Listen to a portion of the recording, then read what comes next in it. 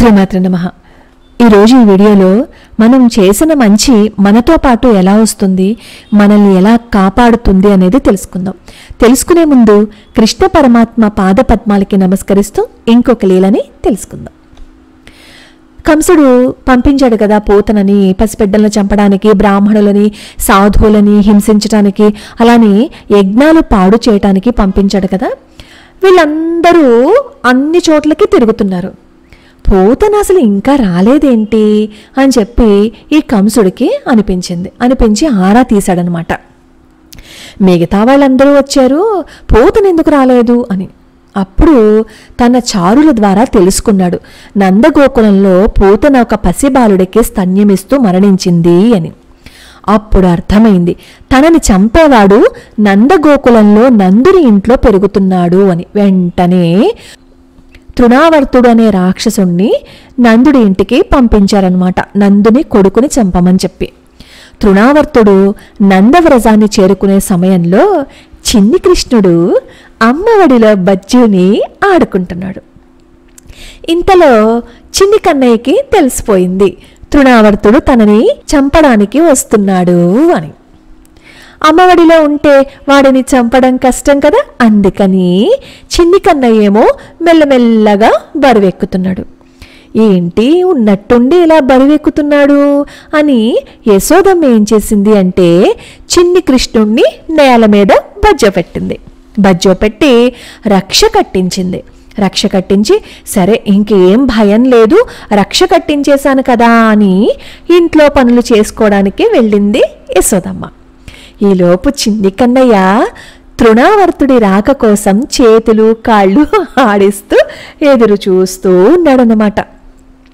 తృణావర్తుడు రానే వచ్చాడు, సుడిగాలి రూపంలో వచ్చాడనమాట. చిన్ని కృష్ణుణ్ణి చుట్టుముట్టాడు, అలాగే చిన్ని కృష్ణుణ్ణి ఎగరేసుకుపోయాడు. ఆ సుడిగాలి ధాటికి గోపకులు కూడా తట్టుకోలేకపోయారు తెలుసా. అలా జుయ్యమనే శబ్దంతో అకస్మాత్తుగా వచ్చేసి కృష్ణున్నేమో జయమని తీసుకెళ్ళిపోయాడు. అలా తీసుకెళ్ళిపోతే ఆ సుడిగాలి ధాటికి గోపబాలకులు తట్టుకోలేకపోయారు. పళ్ళంతా ధూళితో నిండిపోయింది. ధూళేమో కళ్ళల్లో పడి కళ్ళు కనిపించటం లేదు. అలా కనిపించకపోతే కళ్ళు ఇలా నులుముకుంటాం కదా, కళ్ళల్లో ఏదైనా పడితే అలా నులుముకుంటూ అటు ఇటు పరిగెడుతున్నారు. బయట పడుకోపెట్టిన కృష్ణుడికి ఏమైందో అని యశోదమ్మ పరుగున వాకిట్లోకి వచ్చేసింది. ఇంతలో సుడిగాలి ఉద్ధతం తగ్గింది. అందరూ కళ్ళు నులుముకుంటూ చూశారు. యశోదమ్మకేమో బయట పడుకోపెట్టిన చిన్ని కన్నయ్య కనిపించలేదు.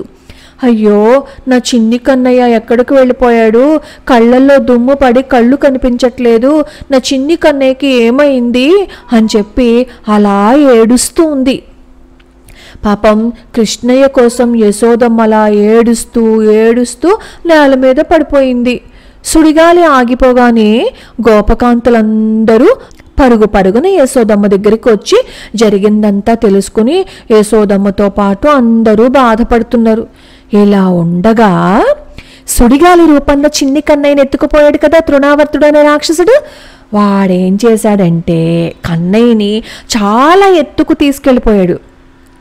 అక్కడ ఏదో చేసేయాలని అనుకున్నాడు కన్నయ్యని. కానీ కన్నయ్య మామూలివారా? కన్నయ్య ఎవరు? జగన్నాథుడు కదా. అంతకంతకు బరువెక్కుతున్నాడు, కొండంత బరువైపోయాడు. తృణావర్తుడి వేగం తగ్గింది, ఎందుకంటే ఆ బరువుని మొయ్యలేకపోతున్నాడు తృణావర్తుడు. అప్పుడు కృష్ణుడు ఏం చేశాడో తెలుసా? తన 2 చేతులతో తృణావర్తుడి మెడని ఇలా ఢామని పట్టేసుకుని మెడని ఇలా నలిపేస్తున్నాడనమాట. నలిపేస్తుంటే తృణావర్తుడికి ఊపిరి ఆడటం లేదు. పైగా కన్నయ్య చాలా బరువుగా ఉన్నాడు కదా, ఆ బరువును తట్టుకోలేకపోతున్నాడు, కళ్ళు తేలేసేస్తున్నాడు. ఈలోపు గొంతులో గుర్రుమని ధ్వని వస్తుంటే కన్నయ్య చేతిలో ఊపిరాడక ప్రాణాలు వదిలేశాడు తృణావర్తుడు. కన్నయ్యతో సహా ధబ్బుమని నేల మీద పడిపోయాడు. అలా రాక్షసుడు నేల మీద పడ్డాడు కదా, అప్పుడు అక్కడ చూసిన గోపకాంతలు గోపకులు భయంతో వణికిపోయారు. వాళ్ళందరూ భయంతో ఏడ్చేశారు. ఏడ్చేస్తే ఈ లోపల రాక్షసుడి శరీరం కింద పడింది కదా, ముక్కలు ముక్కలు అయిపోయిందన్నమాట.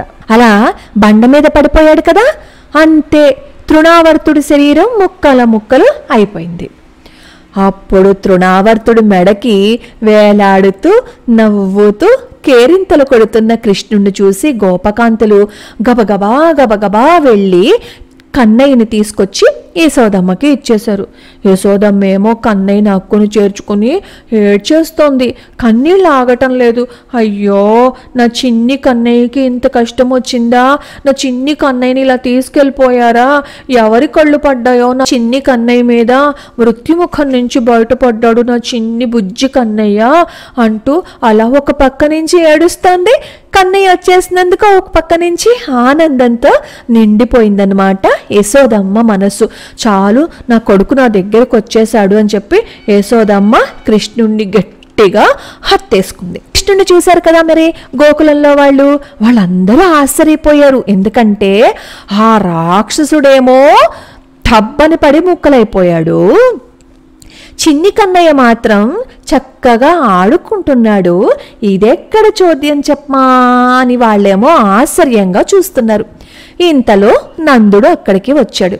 వచ్చి గత జన్మంబుల నేమి నోచితిమో, యాగశ్రేణులేమేమి చేసితిమో, ఎవ్వరికేమి పెట్టితిమో, ఏ చింతారతిం ప్రొద్దుపుచ్చితిమో, సత్యములేమి పల్కితిమో, ఏ సిద్ధ ప్రదేశంబు త్రొక్కితిమో, ఇప్పుడు చూడగంటి మిచటన్ కృష్ణార్భకున్ నిర్భయున్.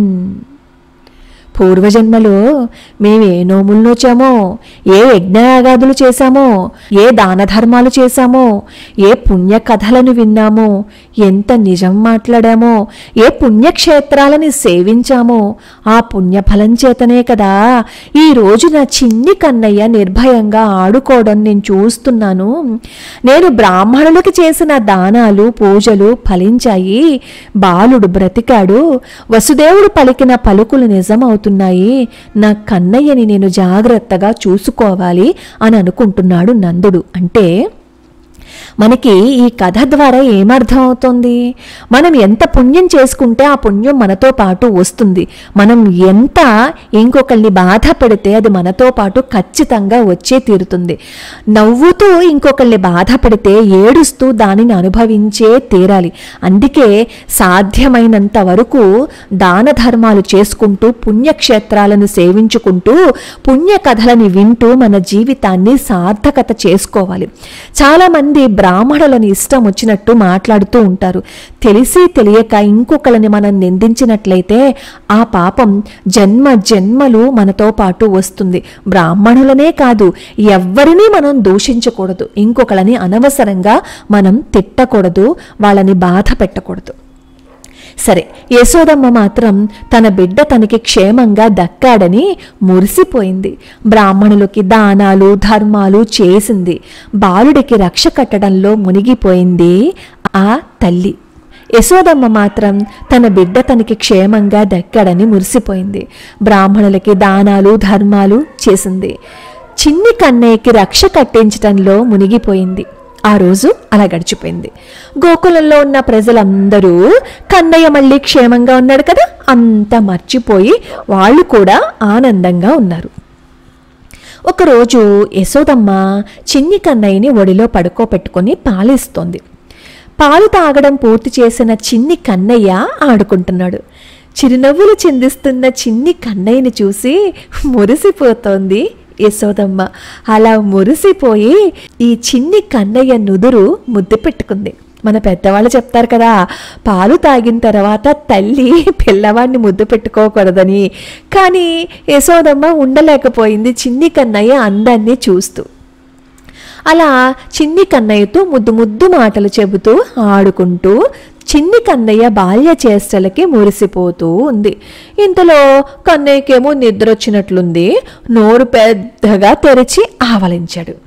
అలా చిన్ని కన్నయ్య ముంగురులు సవరిస్తూ కన్నయ్య ముఖాన్నే చూస్తున్న యశోదమ్మకి చిట్టి కన్నయ్య నోట్లో ఆకాశము, నక్షత్రాలు, గ్రహాలు, స్వర్గము, భూమి, దిక్కులు, సూర్యచంద్రులు, అగ్ని, వాయువు, సముద్రాలు, జంతువులు, పక్షులు, పర్వతాలు, నదులు, సమస్త విశ్వము కనిపించింది.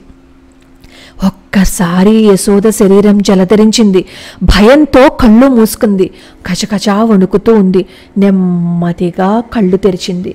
చిన్ని కన్నయ్య చిరునవ్వులు చిందిస్తూ తన ఒడిలో నిద్రపోతున్నాడు. అప్పుడు యశోదమ్మ అనుకుంది, ఓహో ఇదంతా భ్రమ, అమ్మయ్య అనుకుంటుంది యశోదమ్మ. ఇది తృణావర్తుడిని ఎలా సంహరించాడు అనే కృష్ణయ్య లీల. ఇంకొక అద్భుతమైన వీడియోతో మళ్ళీ కలుసుకుందాం. లోకా సమస్తా సుఖినో భవంతు, సర్వే జనా సుఖినో భవంతు.